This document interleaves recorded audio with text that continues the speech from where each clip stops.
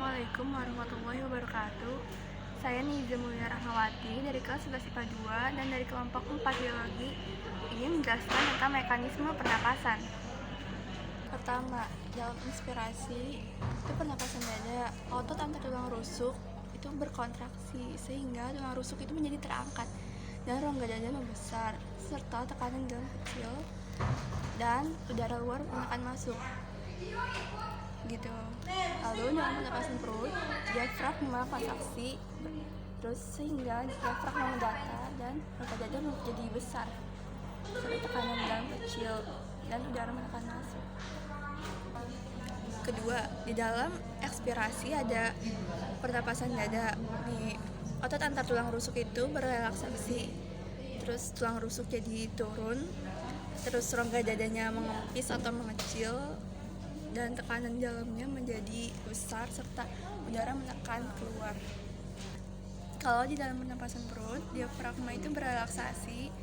Terus diafragma menjadi melengkung, rongga dada mengecil, tekanan dalam menjadi besar dan udara menekan keluar. Mekanisme respirasi, udara masuk terus menghasilkan difluksi oksigen di alveolus. Oksigen ini diikat oleh hemoglobin menjadi oksihemoglobin. Terus oksigen diantarkan ke sel-sel menjadi C6H12 plus C6H12O6 plus 6O2 menghasilkan 6CO2 plus 6H2O plus 36 ATP. Nah, menghasilkan CO2 plus H2O dan H2CO3 dan HCO3 min tambah H plus. Nah, HCO3 min ini ion karbonat lebih kurang 60-70%. H2CO3 ini asam karbonat lebih kurang 66-10%. Terus oksihemoglobin atau HbO2 ini karbaminohemoglobin ini lebih kurang 25%. Lalu gas-gas tersebut masuk ke alveolus dan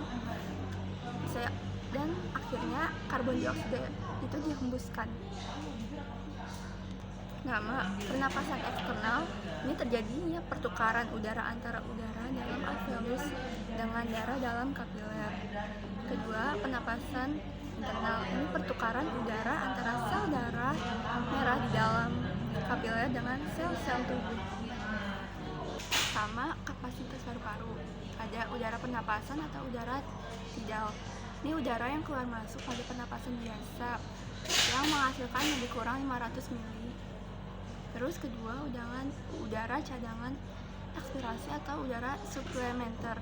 Ini udara yang dapat dihembuskan sekuat-kuatnya setelah menghembus bebas lebih kurang 1500 ml. Terus udara cadangan inspirasi atau udara komplementer. Nah, udara yang dapat dihirup sekuat-kuatnya setelah menghirup biasa bervolume lebih kurang 1500 ml. Terus keempat, udara residu. Udara yang tidak pernah keluar dari paru-paru lebih kurang 1000 ml. Terus kapasitas vital. Kapasitas vital ini sama dengan udara pernapasan ditambah udara komplementer ditambah udara suplementer. Nah, keenam, kapasitas total. Kapasitas total ini dihasilkan dari udara residu ditambah kapasitas vital.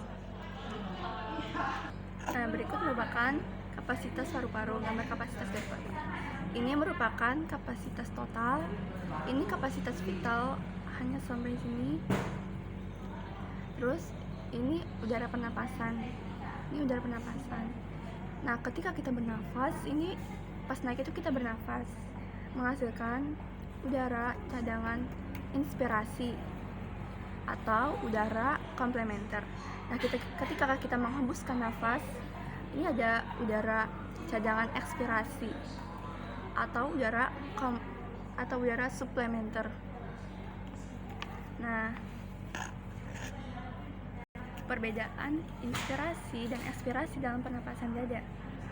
Nah, jika inspirasi, otot tulang rusuk akan berkontraksi. Nah, sehingga tulang rusuk akan terangkat. Itu dalam inspirasi. Kalau dalam ekspirasi, tulang rusuk akan turun. Kedua, rongga dada akan membesar. Itu dalam inspirasi. Kalau dalam ekspirasi, rongga dada akan mengecil. Nah, ketiga, dalam inspirasi, tekanan di dalam akan kecil. Dan jika dalam ekspirasi, tekanan di dalam tubuh akan besar. Nah, terakhir, di dalam inspirasi itu udara luar itu menekan masuk. Jadi kalau di ekspirasi, udara yang ada di dalam itu menekan keluar. Dan perbedaan inspirasi dan ekspirasi di pernapasan perut adalah ketika berinspirasi itu diafragma akan berkontraksi, itu di dalam pernapasan perut. Kalau di dalam pernapasan dada, diafragma akan berelaksasi. Nah, ketika di dalam inspirasi itu, di dalam pernapasan perut, diafragma akan datar. Kalau di dalam ekspirasi itu, diafragma akan melengkung.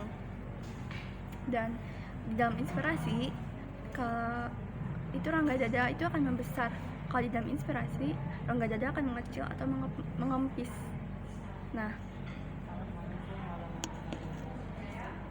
kalau di dalam inspirasi ini tekanan di dalam itu kecil. Kalau ekspirasi, tekanan di dalam itu besar. Dan inspirasi dalam pernapasan perut yang terakhir, udara itu menekan masuk.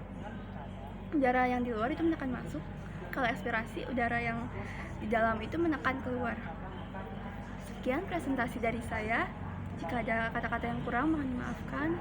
Assalamualaikum warahmatullahi wabarakatuh.